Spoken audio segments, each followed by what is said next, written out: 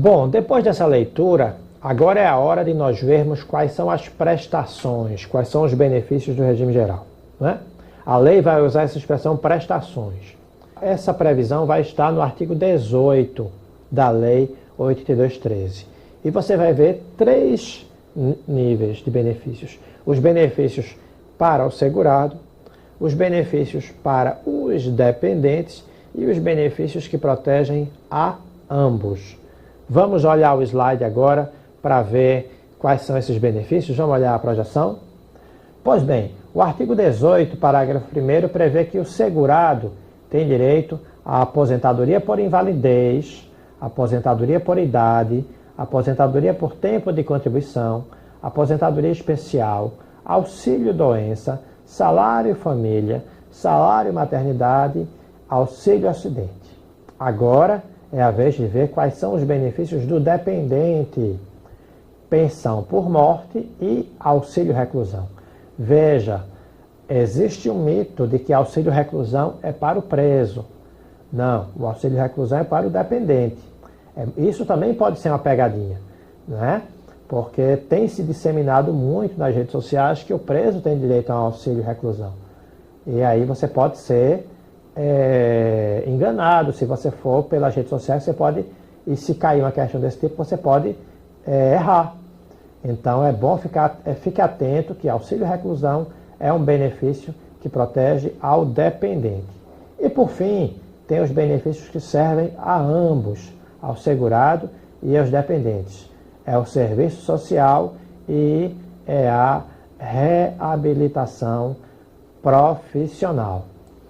Então, com essas características, com essas regras, né, você vai ter o conjunto de benefícios. Uma dica importante. Lá na frente, quando a gente estudar os benefícios do regime próprio, da Previdência do Servidor, nós vamos ver o artigo 5º da Lei 97/17. É uma lei federal que regulamenta todos os regimes próprios dos estados, Distrito Federal e municípios. E essa lei diz assim: ninguém pode conceder benefício distinto dos benefícios do regime geral. Certo? Na verdade, essa norma da Lei 97/17 se combina com o artigo 40, porque o artigo 40 ele prevê aposentadoria e pensão. Está lá no artigo 40, quando a gente for estudar, a gente vai ver isso.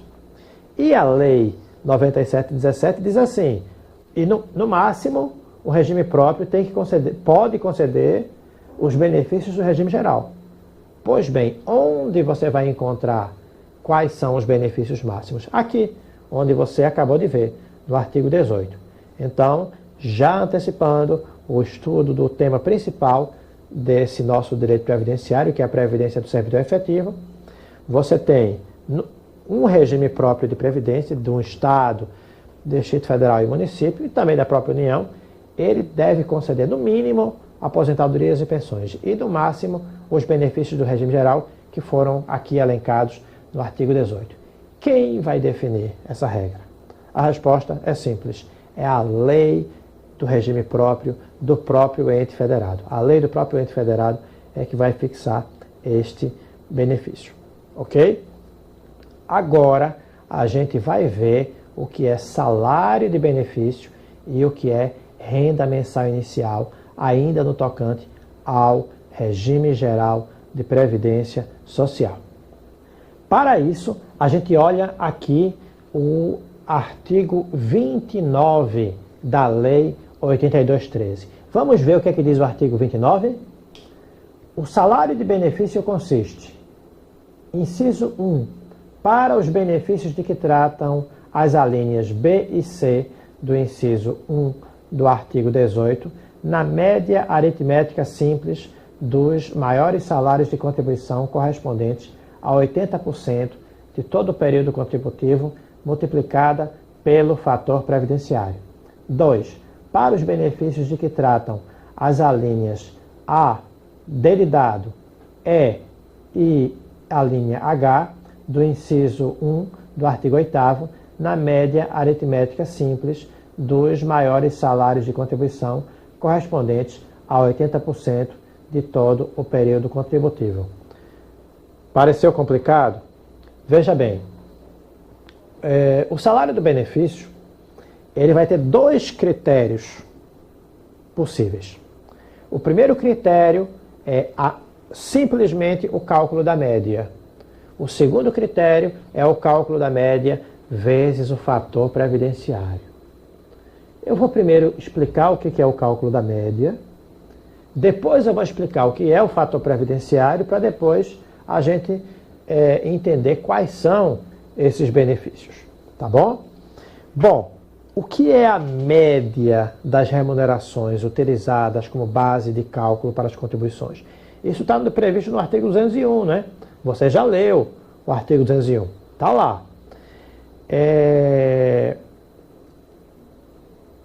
O segurado, ao longo da sua vida laboral, ele contribuiu, está lá no contra-cheque dele, a contribuição para o INSS, para o regime geral. Pois bem, quando chega o momento da aposentadoria, que é reconhecido o direito, o INSS vai pegar um documento chamado CNIS de remunerações, que é a história de remuneração desse segurado. E ele vai calcular. Para isso, ele vai pegar as remunerações que sofreram a contribuição previdenciária de julho de 94 para cá. Claro que ele não pode comparar uma remuneração de julho com a de hoje. Por isso, ele atualiza. Quando ele atualiza, ele vai poder comparar remunerações diferentes e aí ele exclui as 20% menores. Das 80% maiores, ele tira a média. Isso é a média, ok? Guarda essa informação. Agora vamos entender o que é o fator previdenciário. O fator previdenciário foi criado com a emenda constitucional número 20 de 98. É um cálculo que leva em conta o tempo de contribuição e a idade. O objetivo original era desestimular as pessoas a se aposentarem cedo. Por quê? Porque o fator é um número próximo a 1, que quanto mais jovens as pessoas e com menos tempo de contribuição, ele vai baixar para 0.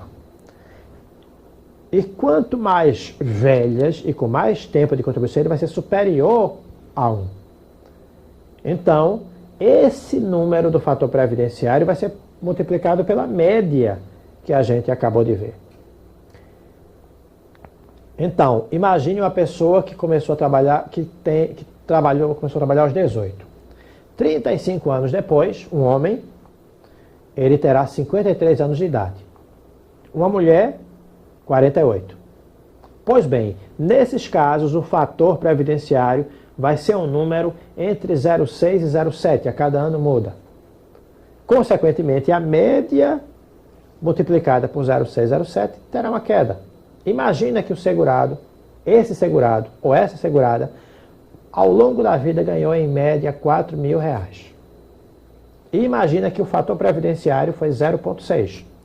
4.000 vezes 0,6 é 2.400. Logo, a renda mensal inicial dela, o salário de benefício, vai ser R$2.400. Percebeu a influência do fator? No outro extremo, você pode ter alguém que trabalhou, que tenha 65 anos de idade e que tenha 40, 45 anos de contribuição, né? 50 anos de contribuição. Nesse caso, o fator vai ser um número maior que 1. E, consequentemente, o benefício dessa pessoa vai aumentar. Pois bem, o que este artigo está dizendo, né, é que para todos os benefícios, primeiro se calcula a média. Julho de 94 para cá, atualiza, exclui as 20% menores, das 80% maiores, tira a média. Aqueles do inciso primeiro, aplica-se o fator previdenciário. Aqueles do inciso segundo, não se aplica o fator previdenciário. Essa complicação toda é só isso, tá? Qual é o benefício que se aplica ao fator previdenciário? A aposentadoria por tempo de contribuição. Para quê? Como ela é voluntária, não se quer que as pessoas se aposentem logo. quais são os benefícios que não sofrem a incidência do fator previdenciário. Vou citar aqui alguns exemplos, a lei ela descreve todas. Vamos lá. A chamada Fórmula 85 e 95, a aposentadoria por invalidez, seria injusto, né? A pessoa por invalidez, geralmente quem tem invalidez tem pouco tempo de vida e se submeteu ao fator previdenciário. Além do que, a invalidez não é uma coisa desejada, é uma adversidade imprevista. E a aposentadoria especial, aquelas pessoas expostas a riscos, agente elétrico, arma de fogo, ruído, substâncias cancerígenas, combustíveis. Em todas essas regras, em todas essas hipóteses de aposentadoria, nós não teremos a incidência do fator previdenciário. Evidentemente, para ficar mais fácil de compreender, que a gente vai ver que sempre que possível o segurado vai tentar fugir do fator previdenciário, exceto quando ele já está se aposentando muito tarde. Nesses casos, o fator previdenciário beneficia, mas o mais comum é que eles tentem ou se aposentar pela especial, ou pela Fórmula 95 para homens, 85 para mulher, ou por qualquer outra forma que o fator previdenciário não incida na contribuição. Ok? Pois bem, depois de entender isso, a gente pode entender o que é renda mensal inicial. Tá? Vamos ver qual é o artigo que trata da renda mensal inicial. Eis aqui o artigo 37 da Lei 8213. A renda mensal inicial, recalculada de acordo com o disposto no artigo 35, deve ser reajustada com a dos benefícios correspondentes com igual data de início e substituirá, a partir da data do requerimento de revisão do valor do benefício, a renda mensal que prevalecia até então. Então, veja bem, no momento em que o segurado requer o benefício, aquele momento ele terá a definição da renda mensal inicial. Então, calcula-se o salário de benefício e aí terá a RMI, renda mensal inicial. E a cada ano, no mês de janeiro, haverá o reajuste dessa renda mensal. Agora vamos falar de reajustamento, né? O benefício foi calculado, temos uma renda mensal inicial e eu falei que a cada ano tem o reajuste. A Constituição Federal trata do reajuste. Vamos ver o que é que está posto lá. No artigo 201, parágrafo 4º, temos que é assegurado o reajustamento dos benefícios para preservar-lhes em caráter permanente o valor real, conforme critérios definidos em lei. Além do reajustamento, o programa do concurso prevê tratarmos de revisão, que eu queria discutir junto com decadência e prescrição. O que é a revisão de um benefício, né? Bom, ele foi concedido, o INSS analisou, calculou e analisou o caso concreto por um processo administrativo, chamado processo administrativo previdenciário. O segurado foi à agência, deu a documentação, apresentou lá a documentação, os técnicos do INSS analisaram e concederam o benefício. Passado o tempo, o segurado avalia que teve algum prejuízo. Ele volta à agência ou procura um advogado e entende que o valor do benefício, o valor da RMI, foi abaixo do previsto. Houve alguma divergência em relação ao critério. É aí que nós temos a revisão do valor do benefício. A revisão, ela pode se dar porque houve um erro de cálculo. Por exemplo, determinado período em que deveria ter sido calculado, o INSS por algum motivo não colocou aquele período no cálculo do valor do benefício, mas outros critérios podem incidir. Por exemplo, se o benefício, no momento da concessão, o segurado tinha direito a um benefício de aposentadoria especial, ou a Fórmula 95 e 85, e o INSS aplicou o fator previdenciário, e o benefício foi menor, o segurado tem direito, isso é um fundamento do direito previdenciário, ao melhor benefício. O INSS tinha que ter oferecido ao segurado o melhor benefício, né? Então não é porque o segurado aceitou e começou a receber que ele concordou com os métodos. No direito previdenciário se compreende a hipossuficiência do segurado. O INSS está aqui em cima, com toda a estrutura, com profissionais altamente qualificados. O segurado, muitas vezes até mesmo quando é um cidadão de classe média, ele não tem conhecimentos técnicos, né? Naquele emaranhado de normas e critérios e cálculos. Então, naturalmente, não seria muito injusto se recebendo o benefício, como muita gente pensa que é, recebeu o benefício e concordou. Não. Recebeu o benefício, o segurado pode, adiante, pedir a revisão do benefício. Como eu disse a você, um dos motivos da revisão é quando o INSS aplica o fator previdenciário, quando não deveria ter aplicado, ou quando não, em determinados períodos, o INSS que havia contribuição, o INSS não considerou, ou certos períodos que eram especiais, expostos a risco, né? Adiante eu vou falar mais sobre isso. Esses períodos têm uma contagem diferenciada, o INSS não contou, isso aumentaria o valor do benefício. Por todos esses motivos, nós podemos nos deparar com a hipótese de revisão. Aí vem a questão dos prazos. A Lei 8213 prevê dois prazos fundamentais típicos do direito, né? A decadência e a prescrição. A prescrição é o período que você pode reivindicar relativo ao pagamento dos chamados retroativos, né? E a decadência, por seu turno, é a ameaça ao próprio direito, é a morte do próprio direito.